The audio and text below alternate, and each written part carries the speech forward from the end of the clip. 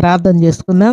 భూమి ఆకాశములను కలుగు చేసిన మా తండ్రి మీకు స్తోత్రాలు. మీరు ఇచ్చిన శ్రేష్టమైన వాక్కును బట్టి కీర్తిస్తున్నాను. మీ వాక్కు చేతను బ్రతికిస్తూ ఉన్నారు. మీ వాక్కు చేత స్వస్థపరుస్తున్నారు. వాక్కు చేత ఆదరణ ఇస్తున్నారు.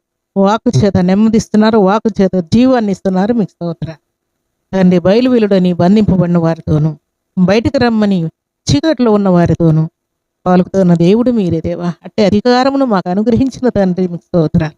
శుభదినాన మీ సన్నిధిలో చేరిన మీ బిడ్డలందరూ కూడా అనేకులను బంధింపబడిన వారిని బయలువెళ్ళమని చెప్పేవారుగాను, చీకట్లో ఉన్న వారిని బయటికి తీసుకుని వచ్చే అధికారం కలిగిన వారుగాను మీ బిడ్డలు వాడబడినట్లు కరుణ చూపమని, అటు ప్రార్థన, అటు విశ్వాసం, అటు భక్తిని, అటు నీతిని తండ్రి మీ బిడ్డలకు సమృద్ధిగా అనుగ్రహిస్తూ మేలు చేయమని, వారి ప్రయాణాల్లో, రాకపోకల్లో, ఎగ్జామ్స్లో మీ తోడుంచమని తండ్రి.